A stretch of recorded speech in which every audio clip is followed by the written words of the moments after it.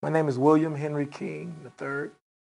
I am the pastor of the Greater New Hope Missionary Baptist Church. I am the chief chaplain of the Dickinson Police Department. I'm also the area state rep for the ICPC Region 7, and I'm also the chairman of the membership committee. Um, Tell me some of the, how long have you been a chaplain? I've been a chaplain now for 14 years at the Dickinson Police Department.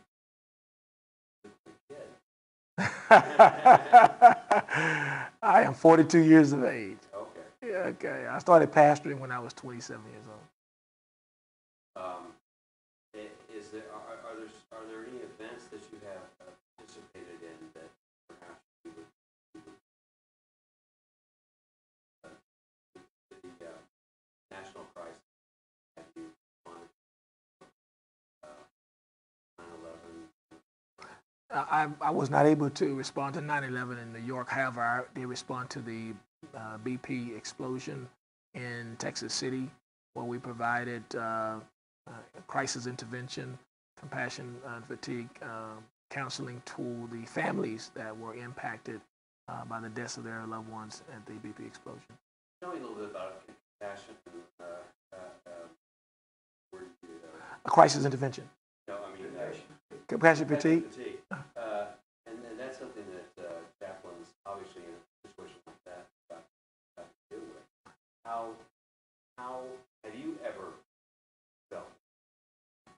Because I wonder if that's something that comes upon you immediately, or if it's something that you feel coming on, or... Sure, compassion fatigue is something that every person involved with crisis experience, traumatic experiences. It is something that many times it takes a skilled, trained individual to be able to detect. Many times the person who's experiencing fatigue may not realize they're actually having fatigue because of the run-of-the-day activities that they're so accustomed to. But when someone who knows and been trained, and that's why I certainly appreciate ICPC, because they provided the educational training so that I could acquire the knowledge and the skills to be able to identify it. When you see it, then you're able to know it, and when you are able to detect it in a person, it's not a direct engagement, but just letting the person know that you're there, letting the person know that there's a presence that's available. It's almost allowing a person to catch their breath. How do you, because that can, someone can be really offended if you, Sure. if you don't do it correctly. Sure. And first of all, what are the signs? How do you politely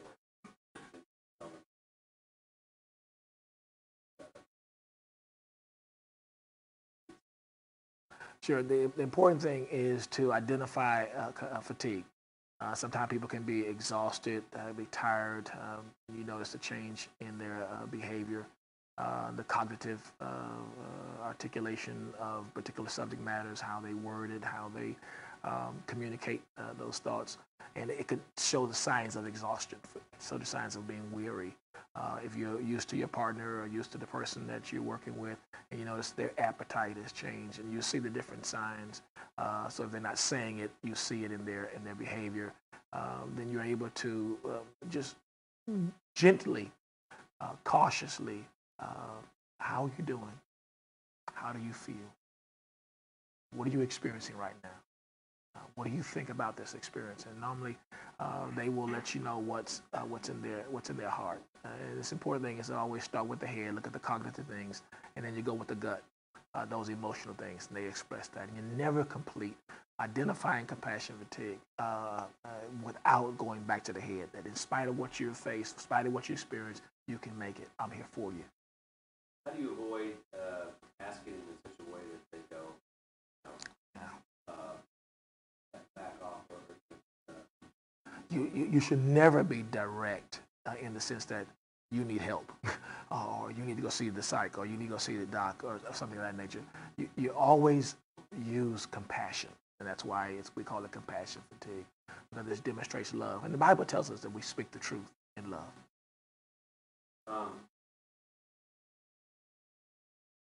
There's certain qualities that make up a good minister?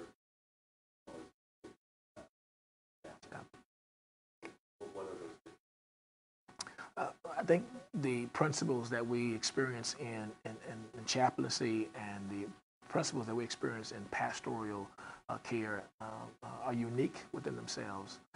However, I think you differentiate in that as a pastor, you may use more scriptorial references, whereas a chaplain, you're not trying to be spiritual in the sense that you're trying to throw Bible at them, because we don't practice trying to proselytize. We don't practice that type of behavior. It's the ministry of presence, and through the ministry of presence, we gain the trust and confidence of our officers, and then we're able to navigate them into areas where they can find comfort. Explain The ministry of presence is a very powerful ministry in chaplaincy, learned in ICPC, in that it's not what you say, it's just being seen.